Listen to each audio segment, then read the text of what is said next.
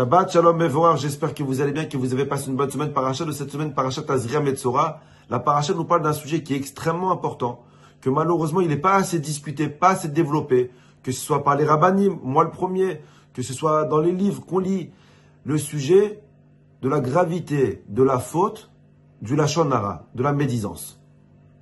La Gemara elle dit, le Beth Amikdash il a été détruit. Pour quelle raison le Beth Amikdash il a été détruit?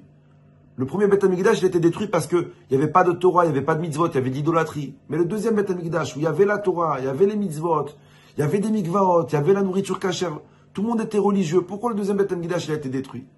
La Gemara a dit, le Beth Amikdash, il a été détruit à cause de la haine gratuite. Et Rashi sur place, il explique, il dit, c'est quoi la haine gratuite? Le Lachon Hara. Le Beth Amikdash, il a été détruit à cause du Lachon Hara.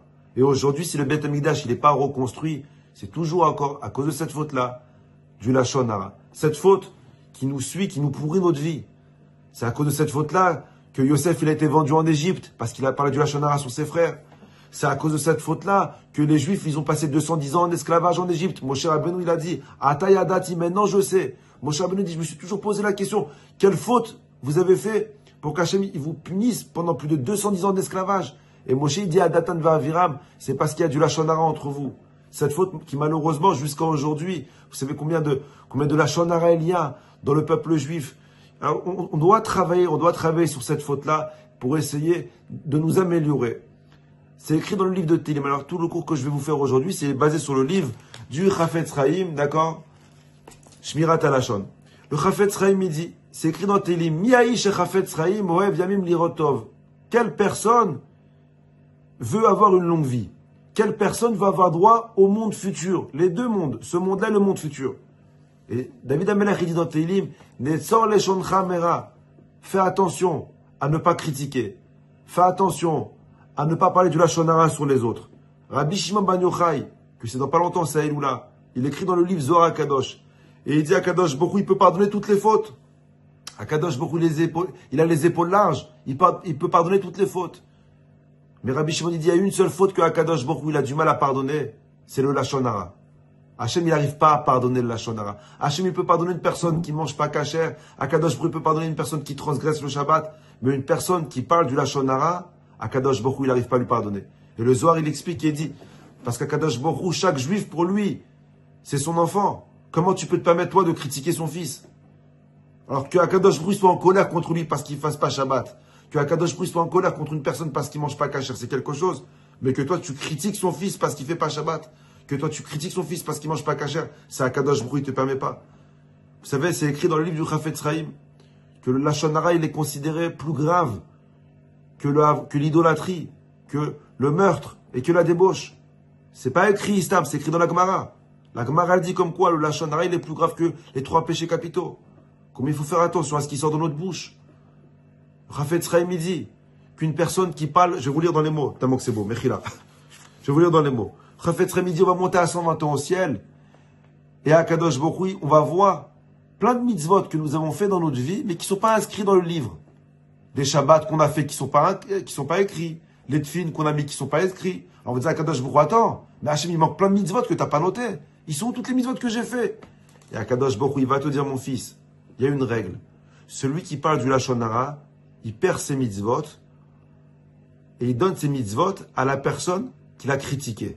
Non seulement comme quoi tu perds tes mitzvot que tu as fait et tu les donnes à la personne que tu as critiqué, mais c'est un verrot que lui il a fait, tu les prends. Alors le Rav dit tu vas monter au ciel à 120 ans et tu vois comme quoi il y a des milliers de mitzvot que tu as fait qui ne sont pas inscrits dans le livre.